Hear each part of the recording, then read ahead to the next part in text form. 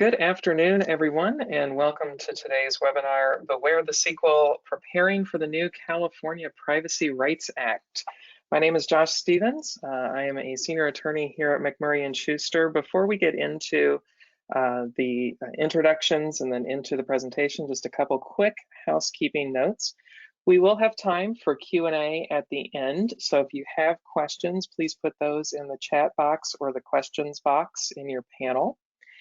And also just want to let you know this webinar is being recorded, and that recording will be available in about 1 business day. Typically, as an attendee, you'll receive an email letting you know that that recording is available, but if for some reason you don't and you'd like the recording, please do not hesitate to reach out to us. And with that, we'll get started. Again, like I said, my name is Josh Stevens. I'm a senior attorney here at Mac Murray, where my practice focuses on compliance with a whole host of marketing, advertising, and privacy laws, which is an ever-changing world. Joined today by our partner, Nick Whisler. Nick, you want to introduce yourself? Sure. Thanks, everybody, for attending. My name is Nick Whisler. I'm a partner here at Mac Murray Shuster, and like Josh, specialize in helping businesses comply with privacy, advertising, telemarketing, other types of consumer protection laws and regulations, and we're looking forward to getting into the content today. Yeah, and before we get into the content, it wouldn't be a lawyer webinar without a disclaimer to remind you that this webinar is for informational purposes only and does not create an attorney-client relationship. You should not act on anything in today's webinar without speaking with your counsel first. And with that, I'd like to turn it over to Nick to get us started and lay out where we're heading today. Sure, thanks, Josh. So I think for most of the people that signed up for this, I would imagine that you're at least somewhat familiar with the CPRA, but for those that are maybe less so, real high level overview, it was something that was approved by California voters in November. The idea behind it and why they did it through a resident vote rather than through the normal process, which would be the legislature enacting a law and then some type of agency enacting regulations, is that they wanted to set a floor of privacy rights and obligations, and then any additional regulations, and there will be some, would kind of build upon that rather than water that down. So it makes it more difficult to change, and in their view, made it less susceptible to lobbying and other types of maybe interest groups. So in terms of substance, it does a number of different things. It creates a new enforcement agency called the California Privacy Protection Agency. It also outlines a bunch of different responsibilities of that agency, how it handles investigations, audits, somewhat modifies the penalties. We're going to get into all of that a little bit more, a little bit later on. It also creates some new rules around the collection of use of what they call sensitive personal information. And it's defined very similarly to the GDPR's definition of sensitive data. And it has kind of similar concepts around heightened protections for that type of data. Again, all these different things that we're outlining right now, we're going to get into in more detail. It also expands on consumer rights. So right now under the CCPA, there are deletion rights, but it expands upon what those rights entail and the obligations of businesses. There's additional rights for things like correction, additional opt-out rights, which we'll cover. It also introduces a new concept related to rules for automated decision making. So if you're using automation to make decisions on certain things, there's rules around that. Certain companies that engage in high-risk processing will have to follow new rules related to risk assessments and audits that they'll have to perform. And the other thing maybe to note here is that there are additional rules and contract restrictions on service providers, and they introduced this new concept of a contractor It's defined very similarly to service provider, and the rules are very similar, but they do have two separately defined terms, which we'll discuss. So that's, the 3,000 foot overview, and we can kind of jump into more of the details. So one of the most common questions we're asked is about timelines. When is this going to take effect? When are the regulations coming out? Those types of things. And so this slide outlines what those timelines are. As you can see, it doesn't actually take effect until January 1st of 2023, but there is a 12-month look back period, meaning that it applies to any information that you collect on or after January 1st of 2022. So to the extent that there's certain disclosures that you're required to provide before or at the point of collection, those are things that you'll want to have in place by that 2022 deadline.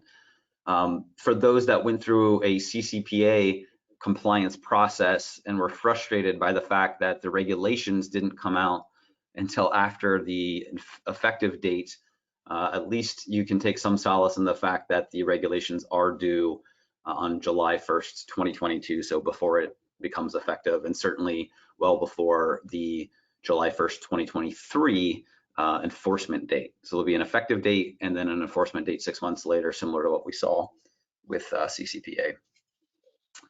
I think it's important to really quickly just talk about scope. So the CCPA had a defined term of business, and all of its requirements applied if you qualified as a business. And so there was 3 prongs. If you met any of those prongs, you met the definition of a business and you were subject to those requirements. The CPRA largely maintains that framework. So it takes the 50,000 California consumer threshold and increases it to 100,000. And it also makes that 100,000 apply solely to consumers or households. So before, it applied to consumers, households, or devices. So if I was one consumer and I had 5 devices and you were collecting information from those 5 devices, all of those would count towards the threshold requirement. This removes that device qualifier and focuses solely on consumers and households. So it actually somewhat narrows, probably not materially so, but does somewhat narrow the scope of California's privacy law. I think I'm going to turn it back over to Josh to get into the topic of sensitive data. Yeah, so now we'll get into the more substantive changes here. And I think sensitive data is a great one to start with, because this is something that's kind of wholly new in CPRA, but is a concept that's been out in the privacy world for a while. And I just want to mention, because I forgot to mention this at the open, we did receive a couple questions in advance of today's presentation, one of which was asking about how CPRA compares to GDPR. And so you're going to hear a lot of references to GDPR over the next hour, because a lot of the concepts that come into the CPRA come out of GDPR. And so we're going to talk about that.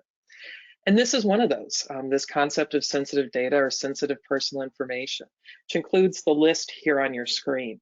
And when you think about sensitive data, the way I like to think about it is it's often data that, if exposed, would create a high risk of harm or embarrassment to a consumer.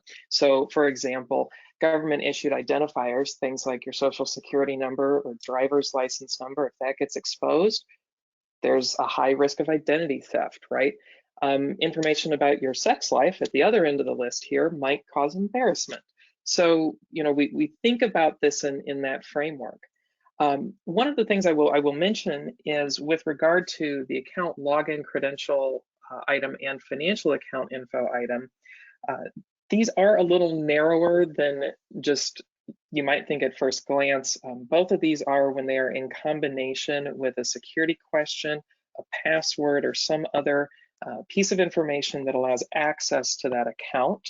So, for example, a credit card number standing alone without any other information might not meet the level of sensitive data, but that credit card number together with, say, a security question, an answer, or a password to to the person's credit card account, maybe even arguably with the PIN number, which would be more for a debit card, but regardless, you may need to have an additional piece of info there. So when we're thinking about sensitive data, the other thing to keep in mind, and this is actually a change that was made to the personal information definition more broadly, it excludes information that is publicly available. Now, what it means to be publicly available is a little narrower than that term you'd think. First is it's got to be from a lawful governmental record.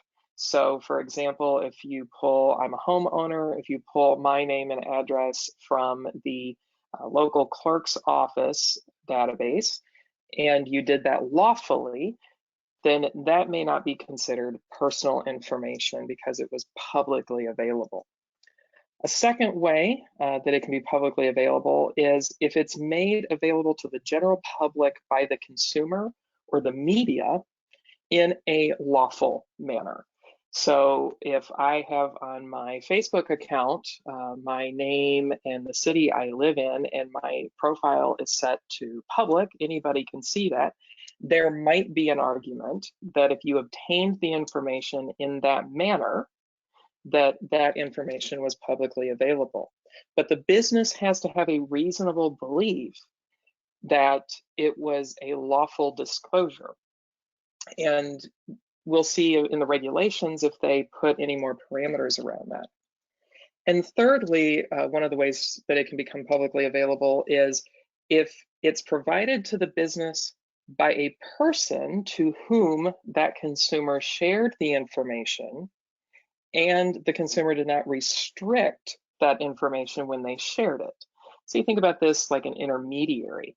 And one of the things is, as I've been thinking about this is, you think about data brokers. I don't think this is going to create a big carve out for data brokers because it requires that the consumer has shared it directly with that intermediary. And oftentimes data brokers, right, are acquiring data. In fact, it's in the definition. They're acquiring data from somebody else and they're brokering it to the party that they're selling it to. So we've got our concept of sensitive data. We know what comes in that bucket. So what does CPRA do to restrict it? Well, first off, before at the point of collection, the business has to notify the consumer what sensitive PI will be collected, whether that PI is sold, and the retention period for it. So we're going to need some more nuanced disclosures in our privacy policies about sensitive PI.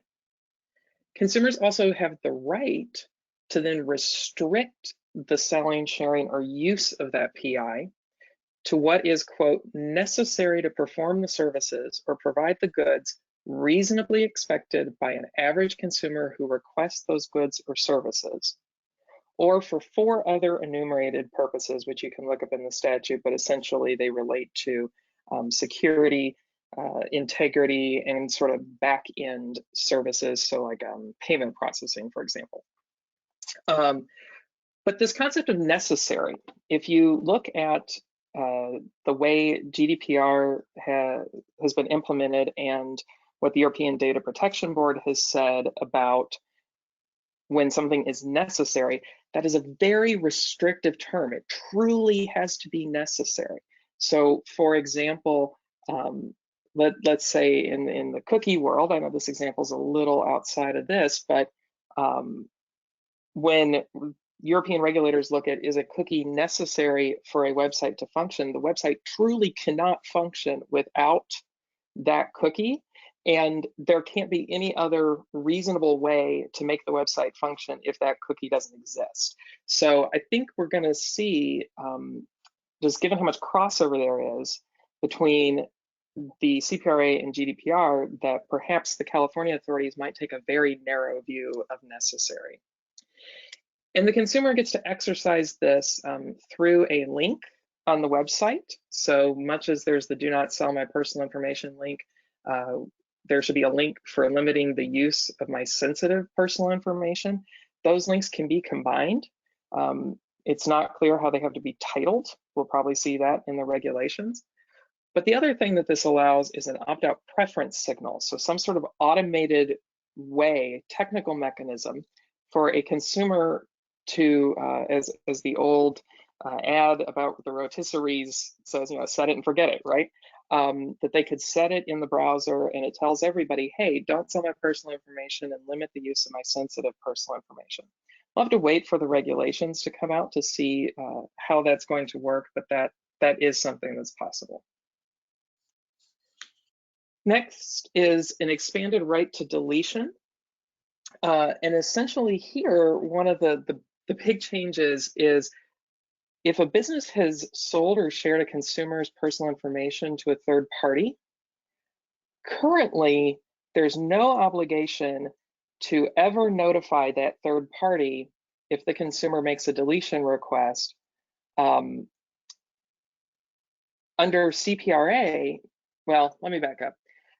There is, if the consumer makes a do not sell request, an obligation to inform them if that do not sell request is made between, if the information is sold to the third party in between the date the consumer makes the do not sell request and the date on which that do not sell request is honored. It's a very narrow window.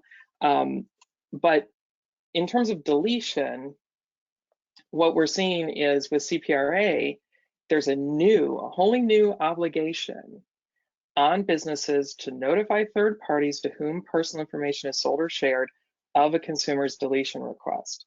Now, there is an exemption to this if it would prove impossible or involve disproportionate effort to provide that notice. That is an exemption. What I suspect we'll see is a lot of businesses will argue that providing this notice to every third party to whom they have sold a consumer's piece of information is in and of itself requires disproportionate effort. It's likely that in the regulations, we may get some narrowing of this. We may get some more clarity as to what the regulator is going to think disproportionate effort means. So I wouldn't necessarily jump for joy that this is here just yet, but it is at least a possible exemption to having to notify all those third parties. And the other thing that the CPRA did is it made it clear that deletion requests, and this is something that I think everybody kind of already knew, but it really clarified that if the business has to delete information, so too do that business's service providers. So the deletion requirement flows down to the service providers. Again, I think everybody pretty much knew that, but this made it clear.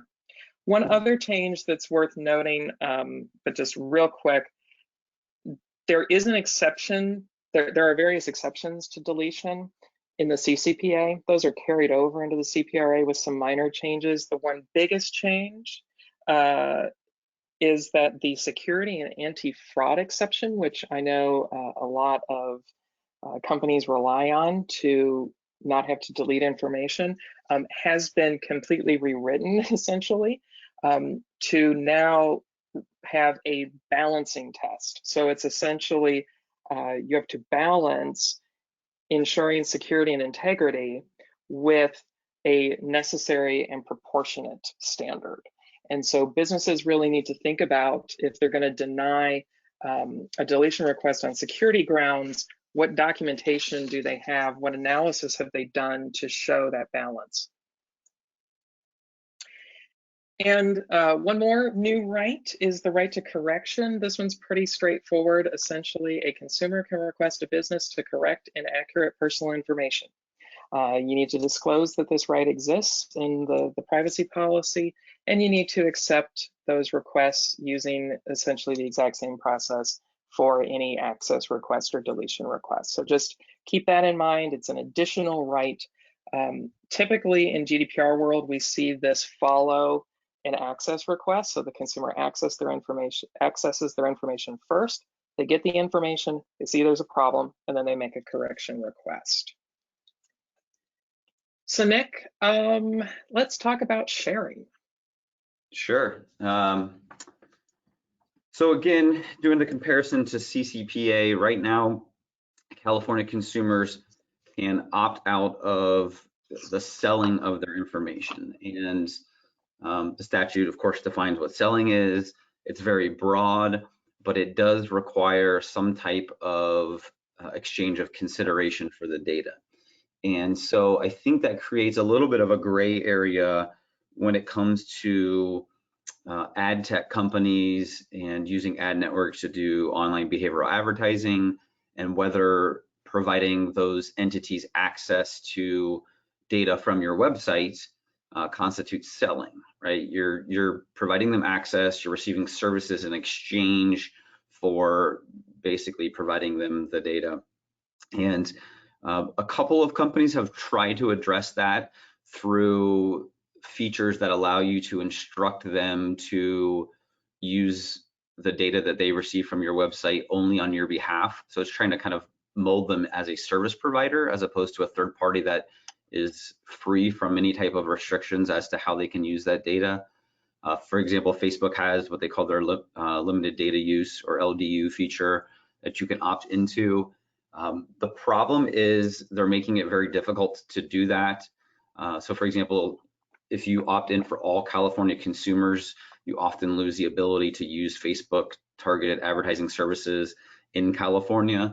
They're really trying to push companies to opt in only for specific users that have opted out of the sale of their information. That becomes challenging because how are you going to identify me as the user on your website and tie that back to some type of do not sell request that I had previously made? Are you going to use my IP address, which changes? Are you going to use my device ID, which I may have multiple device IDs? So it is a little bit of a challenge, and it's not perfect right now. But what the CPRA does is say, okay, some of you have tried to argue that that whole concept is not actually selling, and we are just going to create this new term called sharing, and we're going to define that basically as making personal information available for cross-content text behavioral advertising, and we're going to allow consumers to opt out. So it's closing that potential loophole or ambiguity around this type of data sharing and whether consumers have the right to opt out. Again, no monetary or other considerations required here. If you're providing the data for these purposes or sharing the data for these purposes, then the requirements kick in.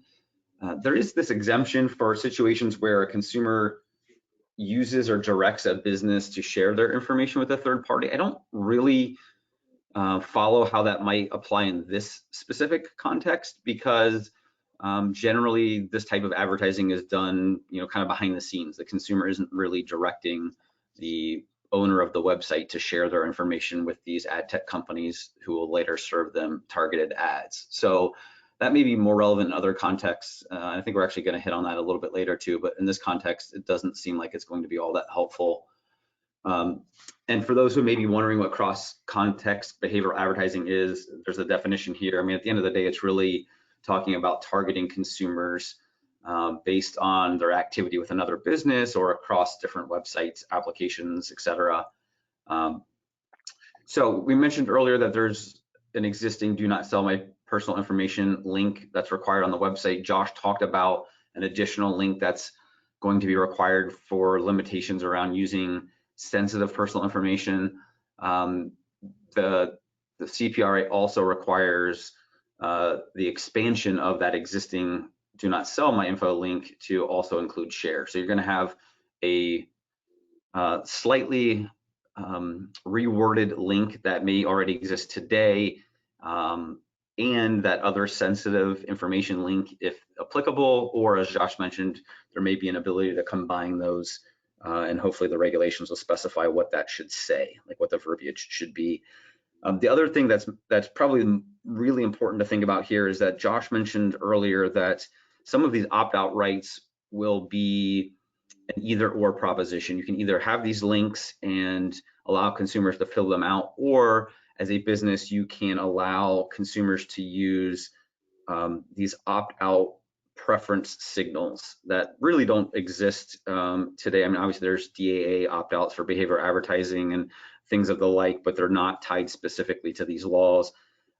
Again, the regulations are supposed to come out with some specifications and details around those. So that's something that we'll be waiting for, but that may be an option for companies that don't want to deal with these links and deal with, you know, processing all of these types of opt-outs, is to use the preference signal instead. So going back to this concept of selling, again, the definition is very broad today, and they're narrowing it very slightly through the CPRA. So today there is an exemption from the definition of sale that says when you are sharing a consumer's information, you know, upon their request. So they are basically telling you to provide it to this third party, that is not a sale. But there's a qualifier that says that exemption only applies if that third party doesn't then turn around and resell the information. So the struggle has been, well, how do I guarantee that they're not going to do that? You may try contractual provisions if you have any type of bargaining power, but it became a little bit difficult to rely upon. So what this actually does is removes that prerequisite and allows you to provide that information at the consumer's request or direction to a third party and have it not constitute a sale. And so the easiest thing I can think of to maybe explain how that might play out in the real world is maybe a consumer buys a product or service from a dealer or a reseller or something like that. So maybe you're getting home security through a reseller, and then ultimately they provide your information to the third party that actually provides the monitoring service. That might be one example, but again, it all goes back to being done at the consumer's direction. And with that, we're going to get into automated decision making. So Josh, you want to dive in? Yeah, thank you. So automated decision making is one of my favorite topics because, again, it crosses over so nicely with GDPR. And essentially, both in CPRA and in GDPR, automated decision making or profiling is when you're using an automated process on some personal information to evaluate something about a person. So in the CPRA definition here on your screen, right, it's when you're using this automated process to evaluate performance at work, someone's economic situation, health, personal preferences, interests. You know, it's a very broad definition. Think about this kind of like, I like to think about this like credit scores. Credit scores are probably a really great example of automated decision making. So you're a credit bureau, you're taking in all of this personal information, you're taking in all of this data, you're applying an algorithm to it, and that algorithm spits out a number that represents the likelihood this person is going to pay back a debt. And for businesses, automated decision making is probably used all the time. So if you are a lender, for example, you may take in someone's income, their credit score, their whether they own a property or not, the value of the collateral. That all goes into an algorithm, and that turns out a decision as to whether or not you're going to grant credit or not, and if you are, under what terms, right? You might use it for deciding that somebody is going to get certain offers. So for example, I shop at Kroger for my groceries, and about once a month, I get a custom pack of coupons that you know, is based on my interests. So they are taking the data that they're gathering from when I shop and use my Kroger Plus card. They're putting that all together, and then they're producing this custom set of coupons. Hey Josh, I'm going to jump in just real quick. Those examples of the credit scores and the loan processing are really good examples of things that people are familiar with that likely use automated processing. But I do think it's important to keep in mind, just for all of the listeners here, that there are exemptions under CCPA and carried through to CPRA. So for example, entities subject to Gramm-Leach-Bliley, financial institutions, et cetera. So those types of scenarios, although really good examples of what we're talking about, there may still be exemptions. So I don't want to give the wrong impression about the loss of those types of exemptions. Yeah, no, really, thanks, Nick, for pointing that out, because that's that's a really good point. So continuing then, so under CPRA, we know that consumers are going to get certain disclosure rights, and they're going to get certain access and opt-out rights. But CPRA is very light on what those actually are, and essentially punts to regulation. So my recommendation is to look at GDPR and what the Europeans are doing with automated decision making for examples to see what the landscape might look like. And when we look at GDPR, what we see is that automated decision making cannot be the basis, the sole basis of making a decision that has some sort of substantial legal effect on a consumer, except in very specific circumstances. So for example, there's an exception when it is necessary. And again, like we talked about earlier, the Europeans view the term necessary very narrowly, for entering into or the performance of a contract with the individual. Another example is when it's specifically authorized by law, and that law balances the consumer's rights with the necessity. And then the third is with the consumer's consent. And for those of you who do much with GDPR, you know that consent is a fairly high threshold, in that it has to be freely given, specific, informed, and unambiguous. And there are dozens of pages of guidance as to what each of those things mean. And interestingly enough, the definition of consent in CPRA is the same. It has been copied over from GDPR. So what we see in practice, particularly around disclosures, is businesses don't give up the secret sauce. And none of the European regulators have required that the business give up the exact algorithm or the exact way that they process. Usually the way the disclosures go is they talk about the inputs. So what categories of personal information are going in to the algorithm? What is the algorithm attempting to assess? And then what are the likely outputs of that? And what are the effects to the consumer, especially if there might be risks to the consumer of those outputs? And so I suspect that this California Privacy Agency will probably take a similar approach in the regulations, because we don't want to give up trade secrets, but we also need to make sure consumers understand what the process is that's going on behind the scenes. So if you use any type of automated decision making, might be a good time to start thinking about how that process works. And if you had to write that up and explain it to a consumer, how would you do that? So something you might want to get thinking about. Another area where CPRA is adding some transparency requirements is around data retention. Right now, most privacy policies in the United States essentially say we will keep data for however long we want. That's not really going to work.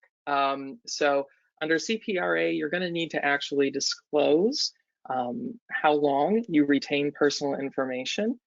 Or if you can't give a specific time, if you can't say, okay, we'll keep this for 2 years, how do you calculate it? Again, very similar to how things work in Europe.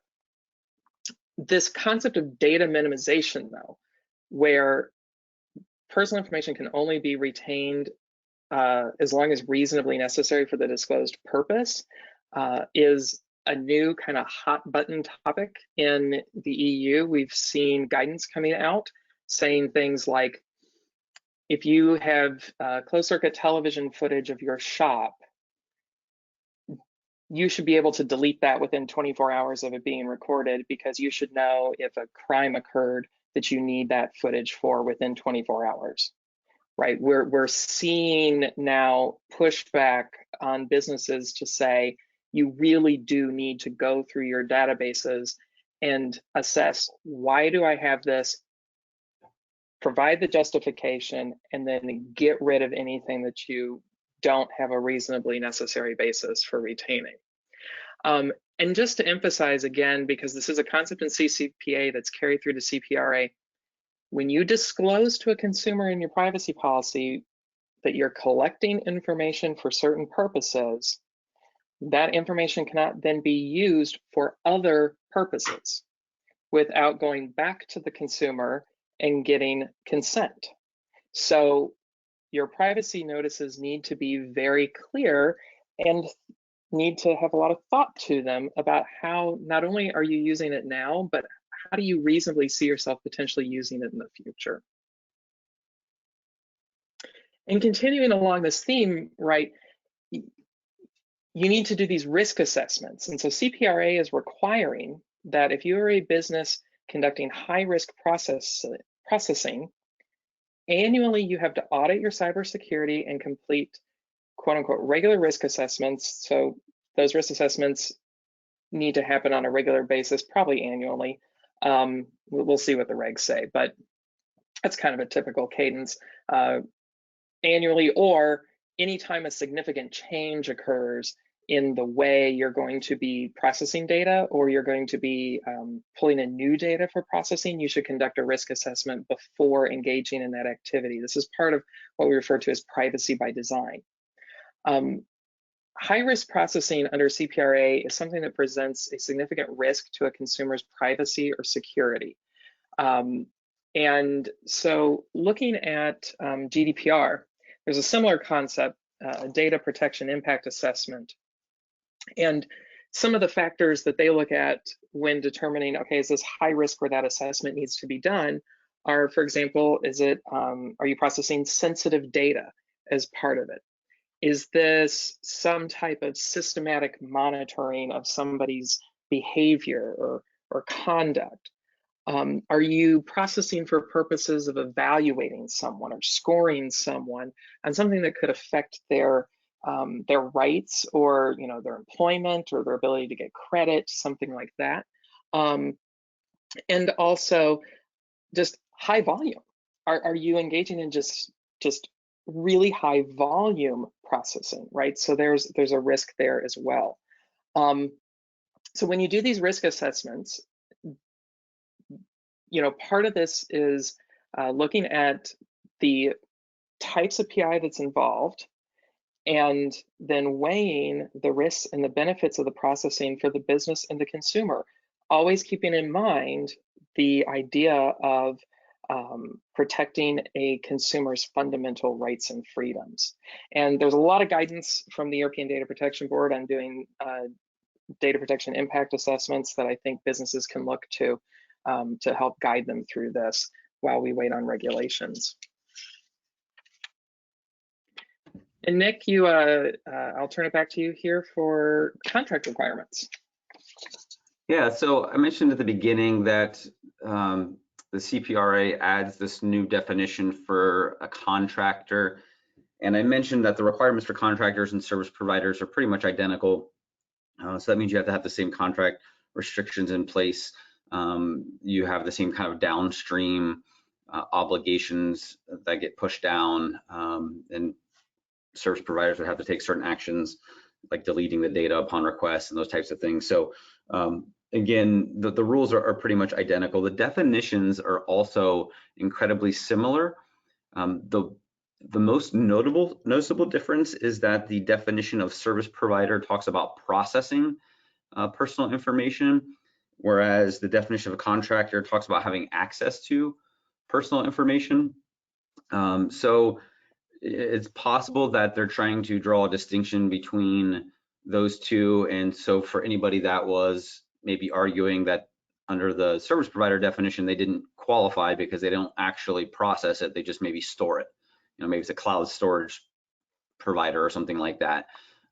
Then presumably they would get swept up under this definition of contractor instead. So it seems like they're just kind of trying to broaden the scope a little bit. Not sure why they didn't just amend the definition of service provider, but you know, given that the requirements are pretty much the same. But regardless, for all practical intents and purposes, contractors and service providers, we can lump together and apply the same set of rules for. Existing law, the CCPA requires service provider contracts to include limitations on how that service provider can use the data, prohibits them from selling it, prohibits them from using it for their own purpose or on behalf of a third party, right? They're just using it, processing it solely on behalf of the business. So that exists today, and there also is a requirement that they certify that they will comply with the CCPA. And so those two things get carried forward, but there are additional requirements. So for example, they specify in here, may have been implied already, but it's specified in here that there should be no commingling of data. So I'm a service provider, I'm collecting personal information from all of my different clients, and I should be keeping that in distinct buckets rather than commingling it all together. And also the new rules require these contracts to have a provision, and this is kind of interesting. It says that the businesses should be able to monitor, subject to agreement, the compliance of this service provider and have rights in terms of remediation. So Josh and I actually had an interesting sidebar discussion about, well, what the heck does subject to agreement mean? Wouldn't the service provider or contractor just object to that, and therefore it wouldn't make it into the contract?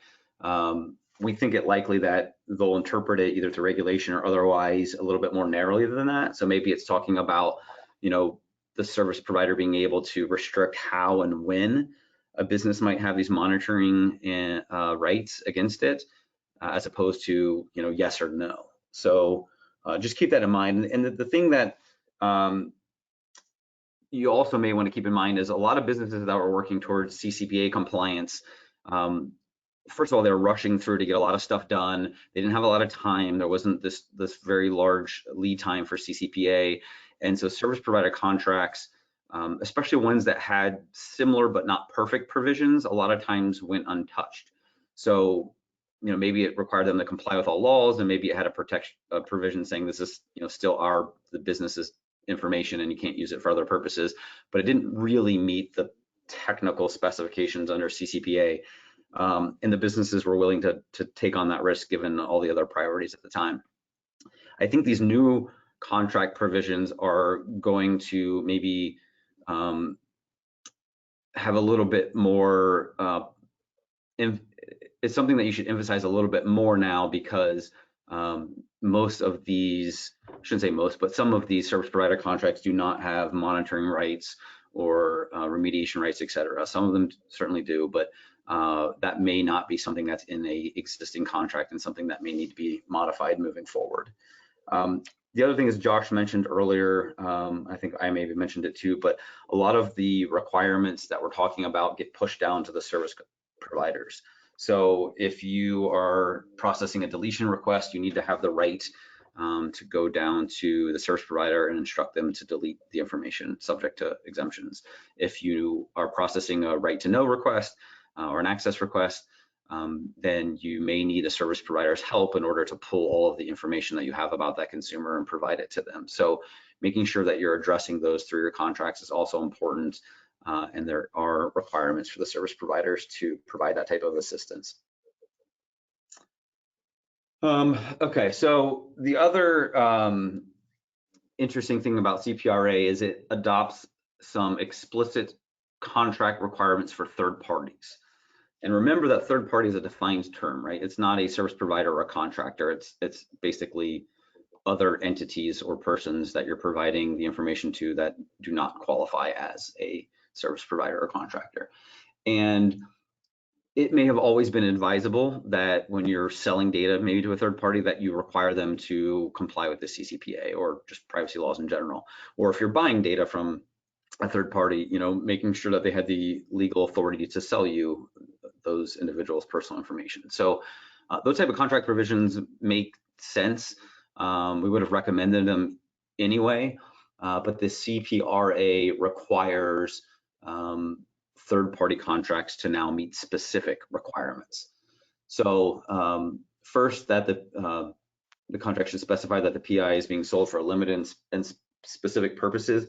I am really interested to see if we get any clarity on this. That's generally not how you think of the sale of data. It's more like a licensing agreement.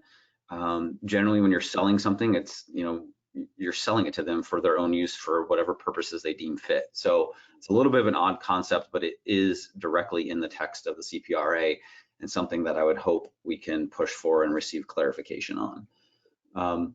The second bullet here talking about that they should provide the same level of protection afforded by the CPRA. Again, that's kind of the concept of they need to comply with the laws and they need to make sure that after receiving the data that they're going to use that their privacy practices are going to comply with the CPRA.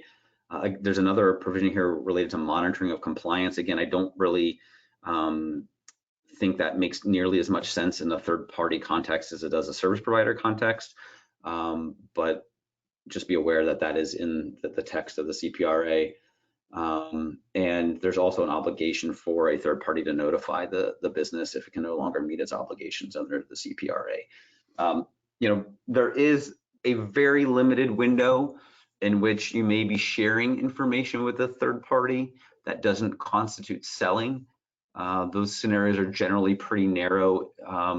So in those situations, some of these contract provisions seem to make a little bit more sense, but in the concept of selling, they make less sense, even though that's how they're written. So something to at least take under consideration. All right, so real quickly in terms of children's data privacy, so the CCPA already requires consent to sell personal information from anybody that is under 16, and you get the consent either from the consumer or the parent, depending on the age, 13 being the cutoff there. Under the CPRA, they basically expand that framework and require consent to both sell and share. And remember, share has that defined meaning which relates to behavioral advertising. And as Josh mentioned, the CPRA defines consent as it does under GDPR, which has very specific requirements. Something buried in a terms and conditions, that type of thing is not going to work. So keep that in mind.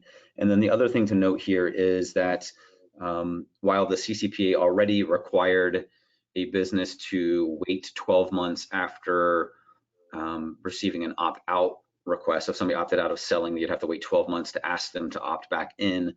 The CPRA kind of contains a similar provision that says if you ask for consent from somebody under 16 and they decline it, you have to wait 12 months. So it's not really an opt-out because they haven't opted out, they just never opted in, but you do have to wait the 12 months. You couldn't just follow back up the next time they interact with you to request that type of consent.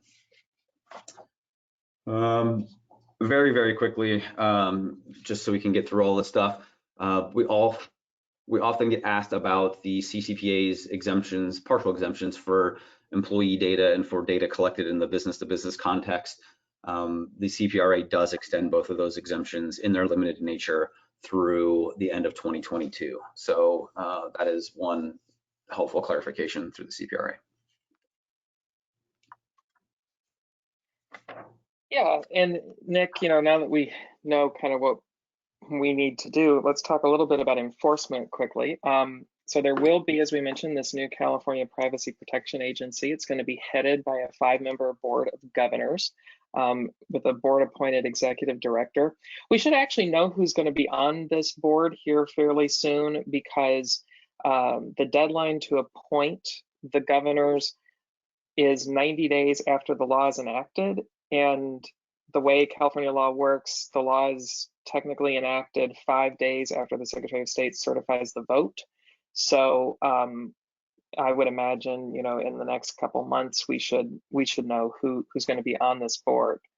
So the agency is going to have, it's going to wear a number of hats. It's going to have authority to implement the CPRA, to enforce it, to issue rules, but it's also going to have this kind of education and advice role. So it's going to work to educate consumers and businesses on rights and obligations. It's also going to advise the legislature on privacy and data security issues.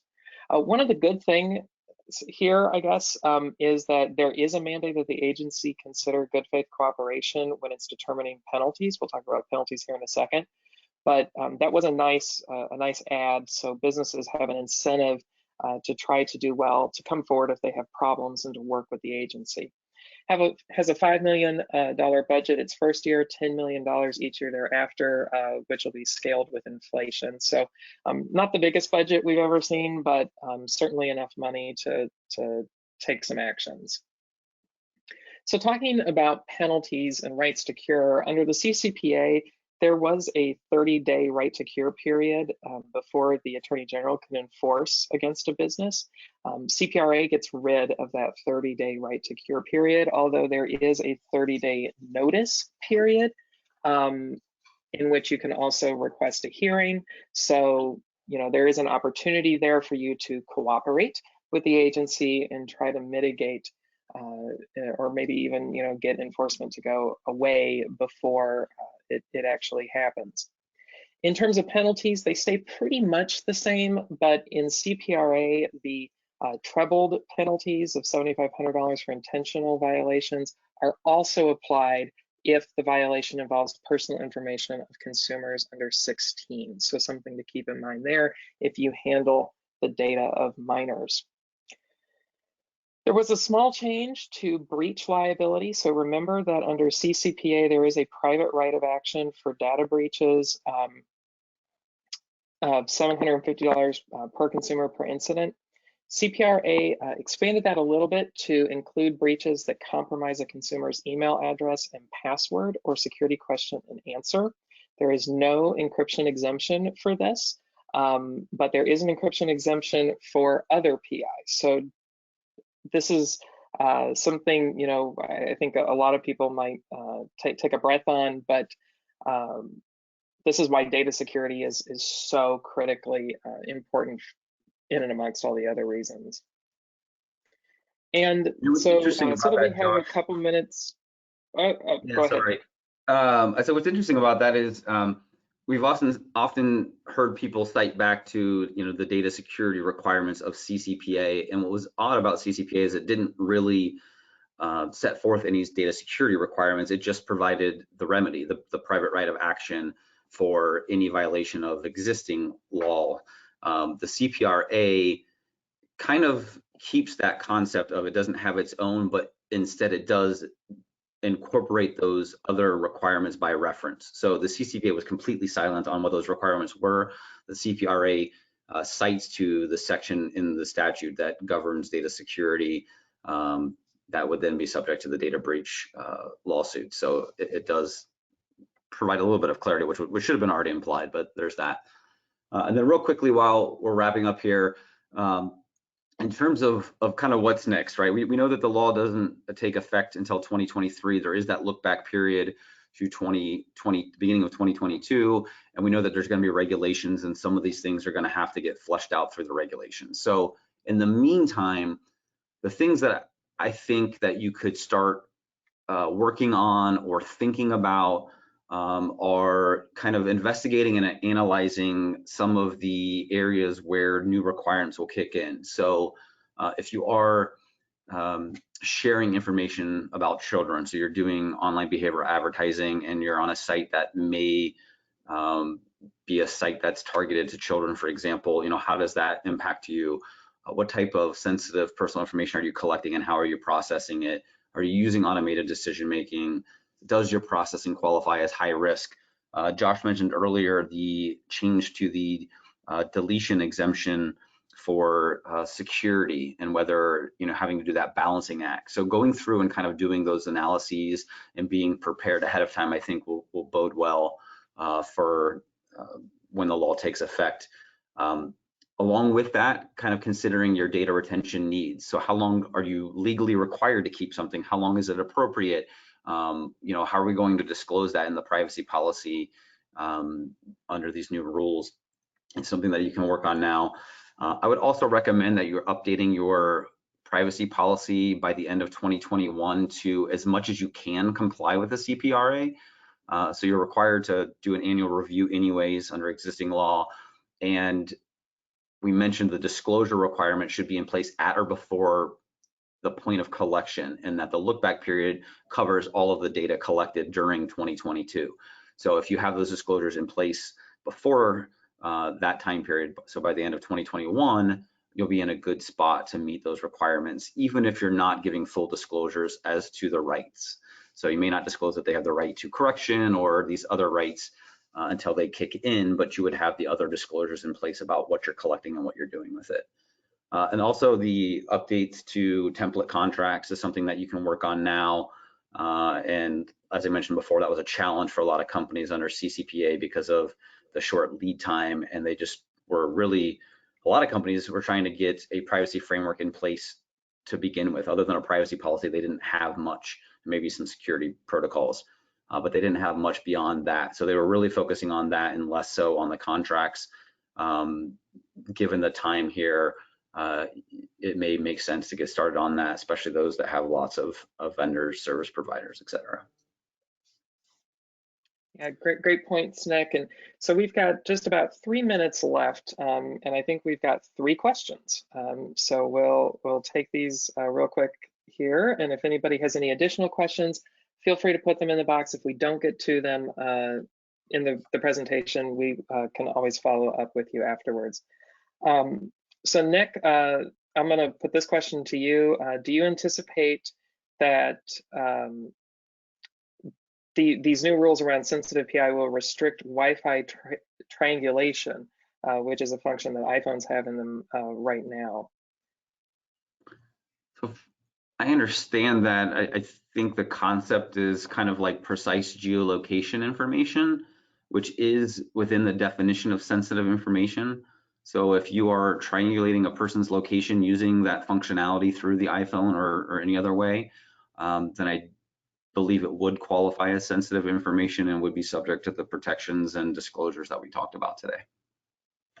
I agree. Another question, I'll take this one. Does sensitive data include political affiliation? Political affiliation isn't identified specifically in the list. There is a category for religion or philosophical beliefs, which, I guess you could maybe argue philosophical beliefs line with political affiliation. There's also one for union membership, but political affiliation is not specifically identified in the list. And oftentimes that is public information anyway.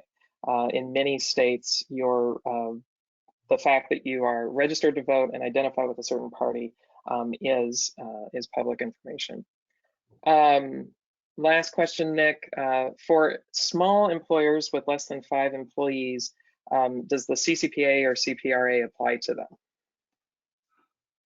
So I think that goes back to the threshold issue that we talked about at the beginning. So there are thresholds. It's possible. I mean, if you're a small business with 5 employees, but collect personal information on California consumers, and you collect over that 50,000 currently, soon to be 100,000 threshold, then it would kick in. Or if you meet the revenue requirement of 25 million, it would kick in. As to the employees themselves, if we're talking about California employees, there is that employer exemption that again is limited in nature, but it exempts from the majority of the CCPA. There still are some point of collection disclosures about what you're collecting and how you use it, but by and large, the CCPA does not apply to that context, and so that would be the analysis for California employees. So it's really about those thresholds. All right, and with that, we want to thank everyone for their attendance today, and hope you have a wonderful rest of the day. Thanks, everybody.